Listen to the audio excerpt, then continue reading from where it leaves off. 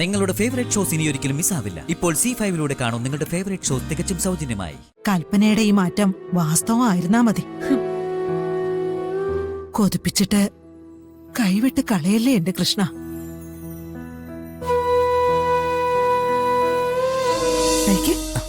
വേണ്ടടോ, എന്റെ വയറ് നിറഞ്ഞു. അങ്ങനെ പറഞ്ഞാ പറ്റൂല. ഇത് കഴിച്ചേ പറ്റൂ. ദാ കഴിക്കേ തുറക്ക്. ആ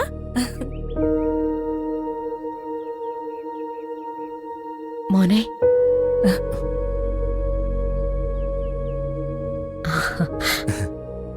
എന്താമ്മേ? ഒന്നുമില്ലടാ. നീ ഭക്ഷണം കഴിച്ചോ? ആ, കഴിച്ചാമേ. വയറ് നിറച്ചു കഴിച്ചു. കൽപ്പന ഭാരത്തുനിന്ന് എനിക്ക്.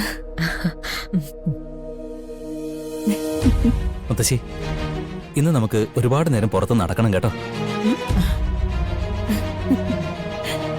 ആകാശമൊക്കെ തെളിഞ്ഞു നിൽക്കല്ലേ, അതുപോലെയാ ഇപ്പൊ എന്റെ മനസ്സും. എല്ലാത്തിനും കാരണം ദേ ഇവളാ.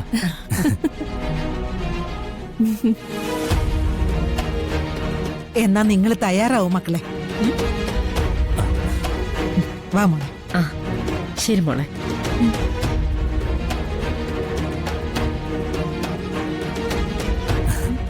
അമ്മയ്ക്കും മുത്തശ്ശിക്കും വലിയ സന്തോഷായി. എനിക്കതെ.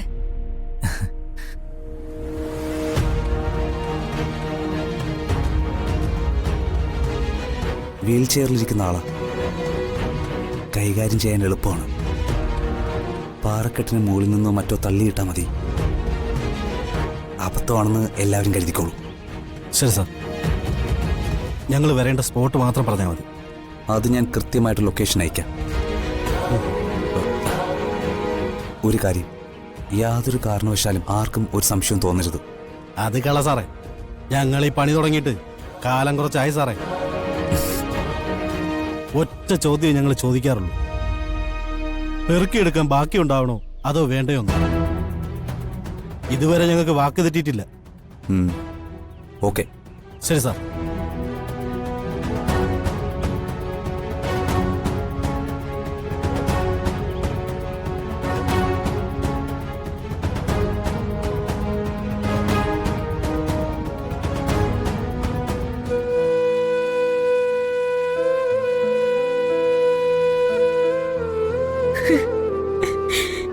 പത്മിനി, അവന്റെ ഒരു സന്തോഷം കണ്ടോ അമ്മേ? എന്റെ മോൻ ചിരിക്കുന്ന കണ്ടോ? എത്ര നാളായി അവനിങ്ങനെ ചിരിക്കുന്ന കണ്ടിട്ട്. ഏട്ടനില്ലാതെ പോയല്ലോ, ഇതൊന്ന് കാണാൻ. അതിനെന്താ, തിരിച്ചു ചെല്ലുമ്പോ പരമേശ്വരൻ ഉണ്ടാവുമല്ലോ. കൽപ്പനയുടെ ഈ മാറ്റം വാസ്തവമായിരുന്നാ മതി. കൊതിപ്പിച്ചിട്ട് കൈവിട്ട് കളയല്ലേ എന്റെ കൃഷ്ണ.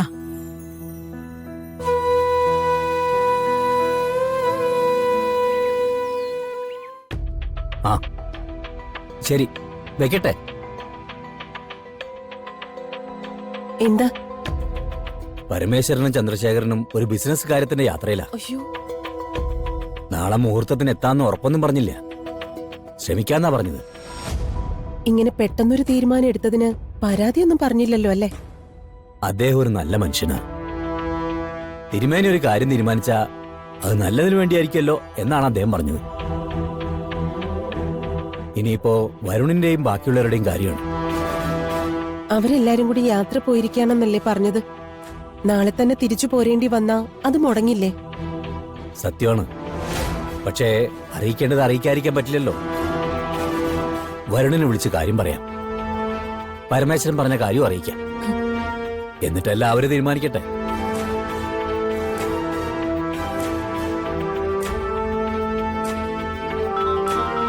ചേച്ചിയായിരിക്കോ വരുണിനെ വിളിക്കുന്നേ? എന്തായാലും എടുക്കാം. ഹലോ. ആ മോളെ, അച്ഛനാണ്. ആ എന്താ അച്ഛാ?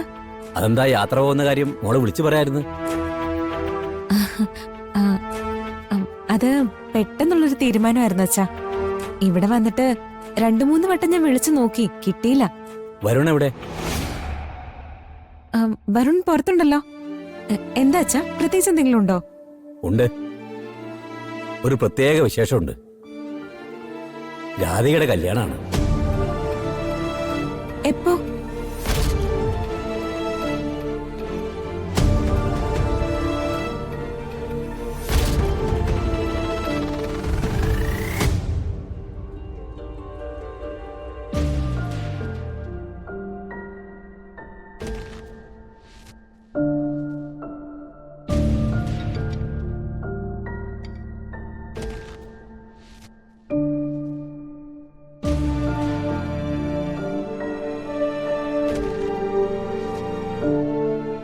തിരുമേനി പറഞ്ഞതുപോലെ അങ്ങയുടെ ക്ഷേത്രത്തിൽ വെച്ച് അങ്ങയുടെ മകളെ എന്റെ കൈപിടിച്ച് ഏൽപ്പിച്ചാൽ മതി. മറ്റൊന്നും ഞങ്ങൾ പ്രതീക്ഷിക്കുന്നില്ല. ഇപ്പൊ നമുക്കൊരു സമാധാനത്തിന് കല്യാണം 14 മാസം കഴിഞ്ഞ് നടത്താം. അതല്ലെങ്കിൽ ജോത്സ്യൻ ഒരു മുഹൂർത്തം കൂടി പറഞ്ഞിട്ടുണ്ട്, നാളെ രാവിലെ. ഒരുപാട് നീണ്ടു പോകണ്ടെന്ന് കരുതിയാ ഇങ്ങനെ തീരുമാനിച്ചത്. പക്ഷേ ഇപ്പൊ നിങ്ങളാരും ഇവിടെ ഇല്ലാതായി പോയല്ലോ. മോള് വരുന്നെന്ന് വിളിച്ചാല് ഒന്ന് വന്നിട്ട് തിരിച്ചു പോകാമോന്ന് ചോദിക്കായിരുന്നു. അച്ഛാ, ഞങ്ങള് ഒരുപാട് ദൂരത്താ. ഇപ്പൊ പുറപ്പെട്ടാ പോലും നാളെ മുഹൂർത്തത്തിന് മുൻപ് എത്തുമെന്നുള്ള കാര്യം സംശയമാ. പിന്നെ അത് ടൂറിന്റെ കാര്യം മാത്രമല്ല, ഏട്ടൻ ഇവിടെ ഒരു ചികിത്സയുടെ കാര്യം കൂടിയുണ്ട്. ഒരു നാട്ടുവൈദ്യന്റെ അടുത്താ. അദ്ദേഹം പല രാജ്യങ്ങളൊക്കെ സന്ദർശിക്കുന്ന ആളാ. 6 വർഷം ശ്രമിച്ചിട്ടാ ഇപ്പൊ ഒരു അപ്പോയിന്റ്മെന്റ് കിട്ടിയിരിക്കുന്ന. ഇപ്പൊ തിരിക്കുവാണെങ്കിൽ അതും കൂടി മുടക്കണം. ആകെ കുഴഞ്ഞു പോയല്ലോ കൃഷ്ണ. അച്ഛനിതിന് ടെൻഷനാവൊന്നും വേണ്ട. ഇവിടെയുള്ളവരെയൊക്കെ ഞാൻ കാര്യങ്ങൾ പറഞ്ഞ് മനസ്സിലാക്കിക്കോളാം. പരമാവധി മുഹൂർത്തത്തിന് മുൻപ് എത്താനും ശ്രമിക്കാം. ഒരാൾക്കും പരാതിയില്ലാതെ നോക്കിയാ പോരെ? അത് മതി. എന്നാലും മനസ്സിനൊരു അല്ല, അച്ഛൻ ഇപ്പൊ വരുണിനെയോ മുത്തശ്ശിയോ വിളിച്ച് സംസാരിച്ച എല്ലാം മതിയാക്കി അവര് പോരും. പിന്നെ ഏട്ടന്റെ ചികിത്സയ്ക്ക് ഇതുപോലെ 6 or 7 വർഷം കാത്തിരിക്കേണ്ടി വരും. പാവം, എഴുന്നേറ്റ് നടക്കുന്നത് കാണാൻ എല്ലാവർക്കും ആഗ്രഹമുണ്ട് അച്ഛാ. അതുകൊണ്ടാ പറയുന്നേ. എന്നാ പിന്നെ അങ്ങനെ ആയിക്കോട്ടെ മോളെ. അവിടെ ആരെങ്കിലും ഇതേക്കുറിച്ച് പറയുകയാണെങ്കിൽ മോൾ അച്ഛനെ വിളിക്കണം. അച്ഛനെ അവരോട് നേരിട്ട് സംസാരിച്ച് തീർത്തോളാം. എന്താ അച്ഛാ ഇത്? എന്നെ അവരെല്ലാവരും എത്ര സ്നേഹിക്കുന്നുണ്ടെന്ന് അച്ഛൻ കണ്ടതല്ലേ. ഞാനൊരു കാര്യം പറഞ്ഞാ അവർക്ക് മനസ്സിലാവാതിരിക്കോ? അച്ഛൻ ഫോൺ വെച്ചേ.